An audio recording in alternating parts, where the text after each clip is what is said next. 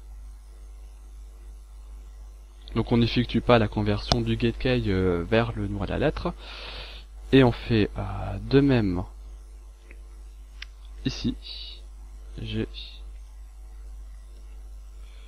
différent de 31.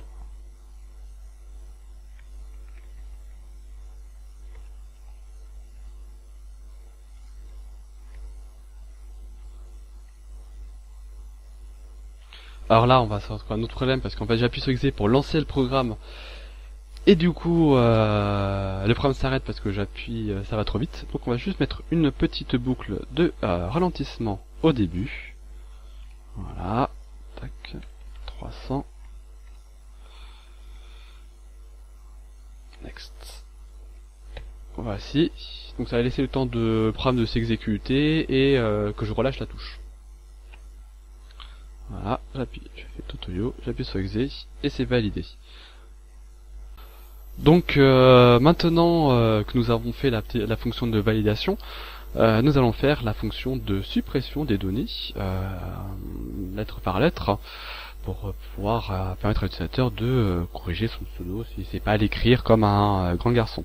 Donc on va revenir au début, et là on va rajouter une nouvelle condition dans notre bloc G différent de 31. On va rajouter une condition G égale 44 pour la touche del, donc supprimée, en anglais. Alors, on va également rajouter une autre condition, si L, alors je vais mettre L différent de 0, mais je peux mettre également si L, si différent de 0, ça revient au même. Pourquoi? Parce que si jamais la lettre, enfin la chaîne est vide, il n'y a rien à supprimer, donc on ne va pas effectuer l'action. On va quand même vérifier au début qu'il y a bien des caractères disponibles. Donc ça revient au même, hein. L ou L différent des 0, c'est exactement le même résultat. Voilà.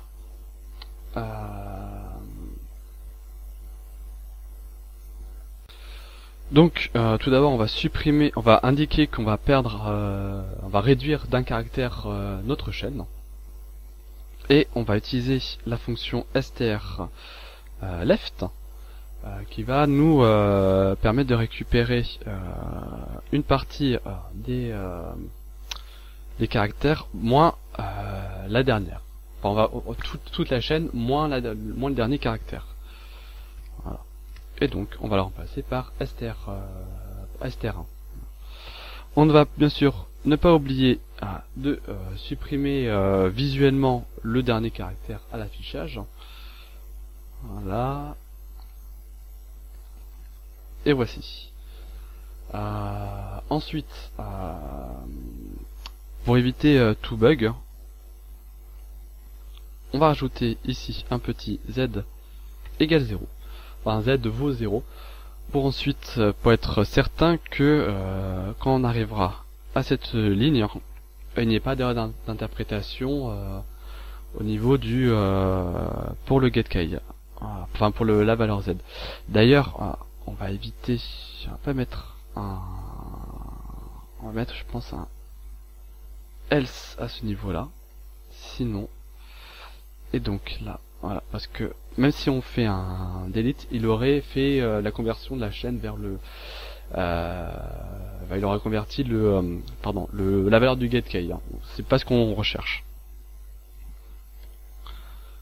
Donc là je vais taper Toto, hop, j'ai fait des fautes, yo, voilà, et donc c'est bon. Par contre, vous voyez, si jamais j'appuie un tantinet peu, ça supprime très vite. Donc on va rajouter une autre fonction de ralentissement, enfin une autre boucle de ralentissement qu'on va placer ici. 0-b, tout. Alors cette fois-ci on va mettre que 150, ça sera suffisant. Next, voilà. Il faut éviter qu'il supprime trop vite. Voilà. On a le temps de relâcher la pression. Nous avons donc vu comment créer notre pseudonyme. Donc maintenant on va enregistrer le nouveau score dans notre top 3. Donc maintenant on va aller à la fin de notre programme. Alors on va générer un petit score aléatoire sans intérêt qui va nous permettre d'illustrer nos propos. Voilà, entre 1 et 1000, je suis mis au pif, hein. Voilà, qui correspondra à que je stocke dans B. Donc si le score numéro 3 est enfin si ce score là qu'on aura généré est supérieur au dernier la dernière entrée de notre top 3, donc à la liste 1 case 3, voilà, ça veut dire que le score qu'on a généré, ce nouveau score est meilleur.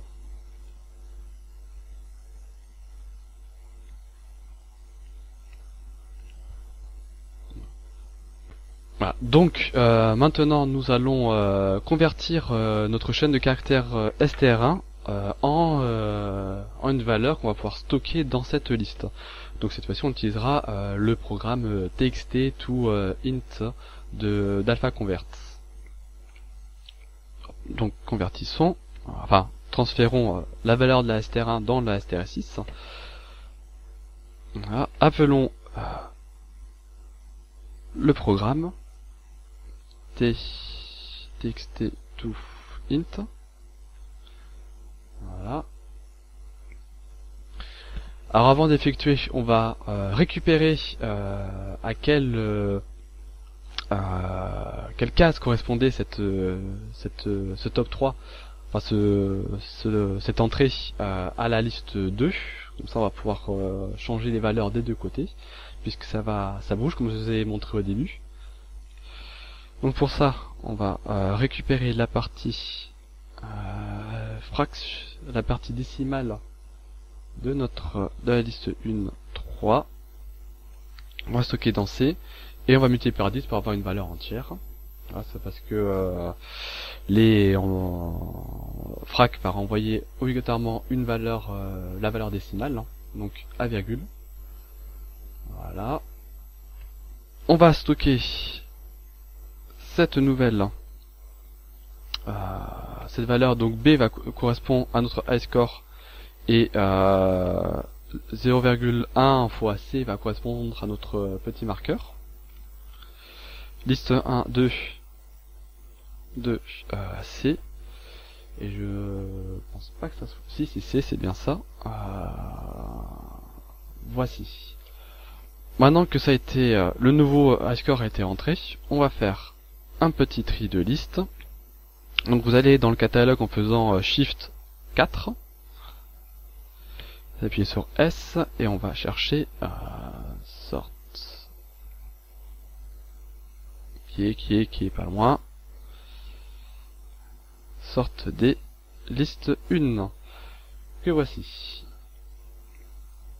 Donc maintenant nous approchons de notre fin, parce que nous avons enregistré le système d'enregistrement de high score, et nous allons terminer par l'affichage de notre petit top 3 que tout bon gamer apprécie de voir à la fin de la partie.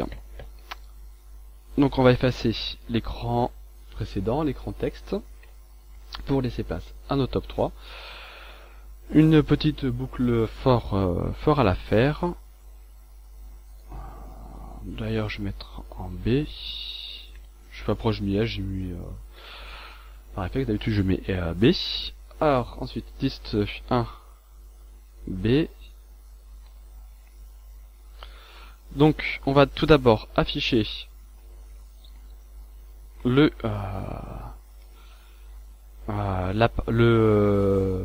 high score int int. Donc int c'est la mémoire, la variable temporaire qui correspond ici à la liste 1b. Voilà. Ensuite on va récupérer le contenu, enfin le texte converti dans la liste 2. int-z, voilà, qui est la valeur d'entrée. Ensuite nous appelons Pardon, je m'emmêle un peu les pinceaux. J'ai appelé le programme qui va convertir cette valeur en du texte. Donc qui est int to txt. Voilà. Et nous allons afficher juste à côté de notre score en variable 6 puisque c'est en str6 puisque c'est la chaîne de sortie de into txt. Et c'est terminé. Je vais lancer. Alors je vais taper un truc au pif. Je vais taper p Casio. Un erreur d'argument que j'ai dû me courir quelque part. Donc en fait j'ai trouvé l'erreur, elle est presque même honteuse. Donc on va juste revenir, on était ici, en bas, on va remonter de quelques lignes au-dessus. Donc je suis allé un tout petit peu trop vite. Déjà, les scores sont enregistrés non pas dans la liste 2 mais dans la liste 1. Hein. Voilà.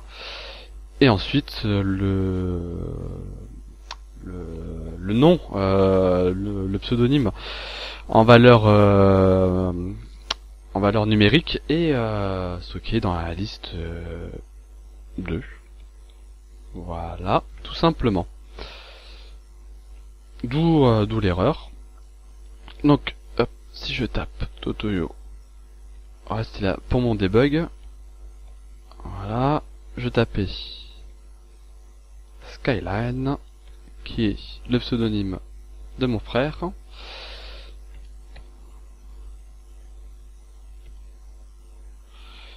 Ça bug. Alors j'ai trouvé l'origine de l'erreur qui est vraiment honteuse même. On va juste remonter de quelques lignes juste au-dessus. Alors déjà, les scores sont enregistrés dans la liste 1 et non dans la 2. Et la liste 1 contient la valeur numérique du texte, du pseudonyme, hein, qui est stocké en C. Et je remarque une autre erreur encore plus honteuse. C'est pas la liste 1 C, mais c'est la liste une case numéro 3. J'ai voulu faire trop vite. Voilà. Donc maintenant notre programme devrait fonctionner correctement. Si jamais je le lance, je tape Totoyo, ça marche. Je vais enregistrer un autre. Je vais mettre Skyline qui est le pseudonyme de mon frère. Voilà, et ensuite on va mettre Darkies, qui est également le pseudonyme du pseudonyme de Darkstorm. Et voici. Donc vous avez vu quand j'ai enregistré Darkstorm en dernier, il a fait un score de 893, il est donc au-dessus de nous deux, et donc il a été mis en tête. Voilà, donc c'était un aperçu de comment faire un système de high score avec des pseudonymes. Et il existe bien sûr différentes versions, vous pouvez le prendre différemment, vous pouvez également non pas faire un top 3 mais un top 5 ou un top 10, donc peut-être dans ce cas-là il faudra peut-être penser à passer sur en mode graphique avec des fonctions texte. Le principe reste le même, hein, il est adaptable. Je n'ai pas non plus souhaité trop optimiser le code, j'en ai vu quelques-unes en tapant le texte. Je me suis dit que je pouvais l'optimiser, que certains le verront, mais bon, je préférais rester quand même à peu près accessible. Je conçois tout à fait que le cours n'est pas accessible, je me répète, mais n'est pas accessible aux débutants. C'est volontaire et malheureusement je ne peux pas tout expliquer. Ça serait trop long et trop compliqué parce que je pense que la vidéo va être un peu longue.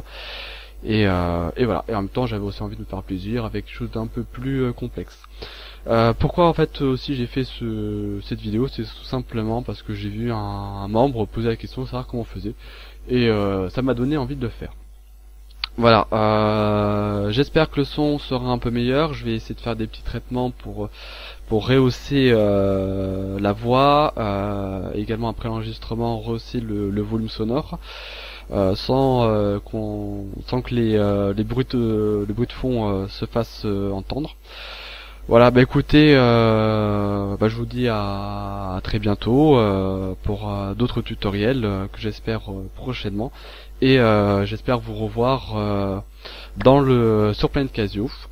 Dernière chose, je mettrai également le code dans la description, enfin un lien qui vous permettra justement de l'avoir en plus large que les 7 caractères, hein. Enfin les 7 lignes qu'on a sur les calculatrices.